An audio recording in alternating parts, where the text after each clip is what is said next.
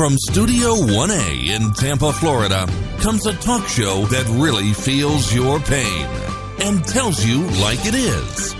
We love America and all that freedom-loving Americans want to protect.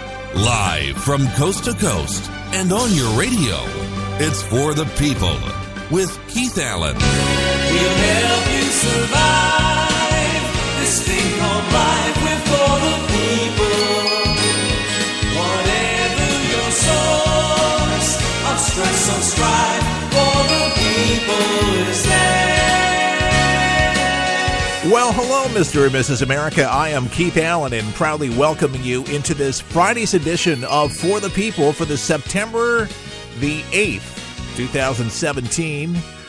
Hurricane Irma is taking aim at Florida, and I'm sure, unless you've lived under a rock or been on vacation and have just decided that you wanted a complete media blackout, we have a Category 4 that was a 5, but still packing a lot of wind. And in regards to that, Janice Dean warns us how severe this storm really is. She is the lead meteorologist over at Fox News Channel. Here she is. Janice Dean, ladies and gentlemen. And here's the visible satellite imagery. As the sun comes out, we get a better idea of how big, how wide this storm is. Hurricane force winds extending 70 miles from the center of the storm. And we heard the governor say the whole state of Florida is going to be influenced by this storm system. So Category 4, again, new advisory coming out in less than an hour. We'll bring it to you here from Fox News Channel. 150 mile per hour sustained winds. And I know a lot of folks on the Twitter and the Facebook are saying, oh, well, you know, the storm's weakening. I just want everyone to know that yes, 150 mile per hour sustained winds from 157 yesterday is about 7 miles short of a. Okay, there's a new advisory, and here's Janice Dean live. That would be hopeful for the U.S., obviously not a good news story for Cuba. So here is the latest track as we go further out in time, still expecting a Category 4 making landfall sometime overnight, Saturday into Sunday, on top of the Florida Keys or South Florida. Still, right front quadrant is where you're going to see the worst of the storm surge, the worst of the hurricane force winds, major hurricane force winds, and the worst of the rainfall on the right side of the storm. So the right side of where the center comes on shore is where we're going to take the brunt of this storm. And then it's going to move up the whole spine of Florida at this point, still dealing with a hurricane as we head into Monday, and then moving into towards Tennessee, Kentucky, Tuesday and Wednesday as a remnant low. So I just want to make you aware that the track of this storm, again, has pushed a little bit more towards the south and west. So we'll have to watch this. I mean, it's splitting hairs at this point. We still are going to be dealing with a major hurricane across South Florida. This is the scenario that we're looking at right now with that push a little bit towards the west. So the worst of the storm surge, the worst of the winds will be coming on the right side of the storm. So the Keys, Marathon, Key Largo, unfortunately, taking the worst of this. If it moves a little bit more to the east, the center of the cone coming onshore in South Florida, then Miami and Fort Lauderdale, you take the worst of this.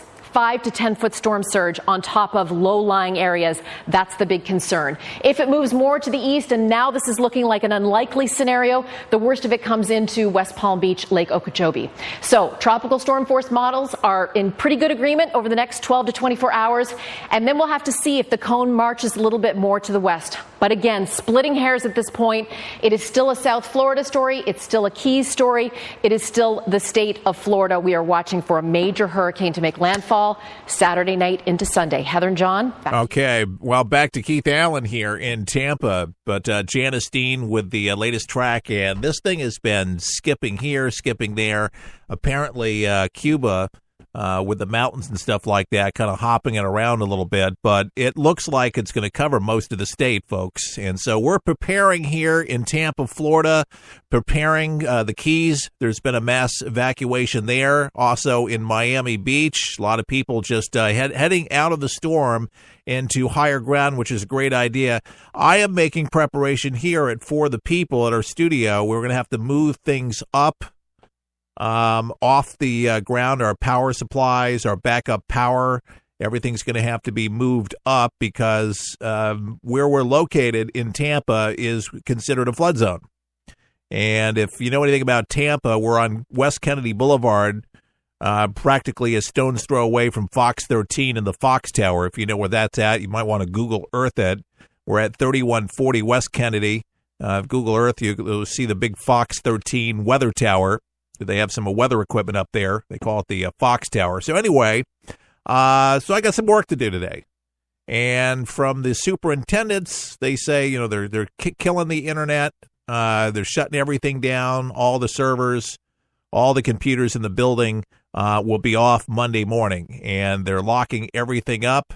I'll have a master key if I need to get in, which is very, very nice of them. But they're saying that this building most likely is going to flood. How high? We don't know. But there's going to be some kind of flood. This is not my first rodeo. I've been here since 2001. However, this has the potential to create more flooding than most of the hurricanes. So, but we're going to be ready. We're going to be hunkered down. Very interesting happening. Trying to shore up my water supply just to make sure that I got enough water, because I haven't been very successful getting all the bottled water that I want, but I've had 3 5-gallon jugs that I was going to fill up this morning, which I did. But I had a lady decide that she wanted to take off with one of my jugs in her vehicle until a woman that I was talking to that was waiting for me to finish up me filling up my water bottles with Glacier water. That's the company that provides the machine, Glacier Water. I guess that's the filter. But anyway, she said, that lady's trying to steal your water. And it was a trip, and she really was, but she ran away into her van, took off. And I thought, man, that's desperate. That's a first. I've never had something happen. But I can understand to a certain degree. I mean, there's no water on the shelves. I mean, unless you have one of these deals. But we've had, and I got to say, an adequate amount of time to really have everything ready and to go here in the state of Florida. We've had days and days and days, still have today, and then tomorrow, and then Sunday. It looks like things are really going to start getting in and into Monday. So there's a possibility we might not have a broadcast on Monday, but we're making preparations for a best of program. So that will be covered. For those of you that love the broadcast in our affiliate stations that carry our feed, we'll have instructions for you so you know what's going on. We won't leave you empty-handed. And believe me, it will be a great show. It always is a good show. But we've been talking about Irma all this week. We have other things that we're going to discuss. The Chiefs game last night. That's, oh, my Lord. You're not going to believe this one here. Oh, yes, you will. An ethics lawyer is getting busted for having sex with a jail inmate. You're not going to believe this. And the televangelist, remember Jim Baker? Well, he's back on the air, been back on the air with the televangelist that got arrested. Really, he was huge. Remember Jim Baker and Tina Fey? They were hooking up together. Well, anyway, he says that the flood in Texas is a judgment. God did it. So we're going to talk about what his thinking is and some thoughts there. High school ban on flags. You're going to enjoy the story, though, because there was a good outcome. So that's what we're talking about this hour. So appreciate you tuning in here. A little Florida information here. Floridians clogging the highways, very desperate, trying to just get out of Hurricane Irma's crosshairs, as they're calling it still a deadly Category 4 storm. And it's weakened slightly, but the wind's still up, folks, over 100 miles an hour, and could do some damage. The storm surge is the major thing that you heard Janice Dean talk about.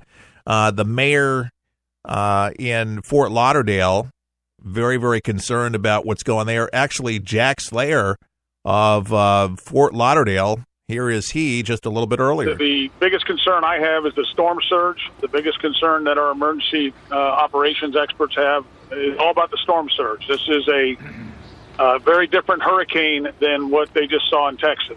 Texas was a huge rain factor, a huge water factor that, as tragic as it was, it's just a different type of hurricane.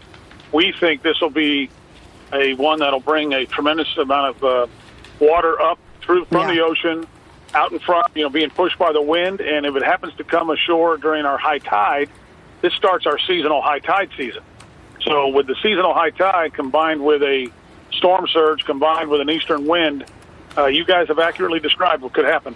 Well, folks, we're going to continue on providing worthwhile information, but the bottom line is, right now at this point, if you haven't made preparations, you'd be better find somebody that did or has, or get to a higher ground if you're in a low-lying area and you're listening to this broadcast. Stop listening, take precautions, get your family out. It's not worth it.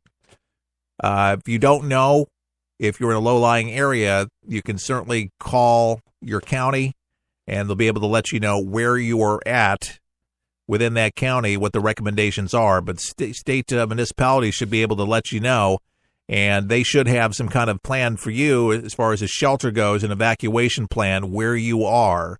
But don't take any chances. This is too risky, especially if you live in a low-lying area or if you're near a body of water of any kind. That's going to put you right in the direct proximity of storm surge. That's not a great idea. At least 19 deaths have been associated or attributed to Irma, 9 in St. Martin and St. Bart's, 4 in the U.S. Virgin Islands, 3 in Puerto Rico, and 1 each in St. Martin and Antigua and Barbuda. And Cuba started evacuating tourists, including 3,600 visitors to its northern resorts, according to Reuters. Puerto Rico still had hundreds of thousands of customers left without electricity, and as we had mentioned there, they're saying 4 to 6 months to be able to have, because they've been having problems financially. They're bankrupt. So that's a major issue. They had to cut utility workers. So that's the biggest thing, and parts. So between those two, unless the federal government actually gives them more money, gets more utility workers there to put the power up. But we haven't been able to get a hold of loved ones that we have in Puerto Rico that are dear to us. And we've seen images of the beach in Anasco, in Mayahués. So a few places that I know that, they've been through hurricanes, believing that's not their last one that they're going to have. I'll tell you, if anybody fares through better in hurricanes, it's the folks in the islands. But some of the islands, man, are just decimated, just savagely. It's just unbelievable to see some of this stuff just strewn, destroyed. But those, I'm sure, that lived through that, coming out of that and kind of seeing what happened there. Lucky to be alive, but it's just surreal to kind of see some of this imaging coming out. And in the speed of now, you see this stuff on, social media where people post it quickly.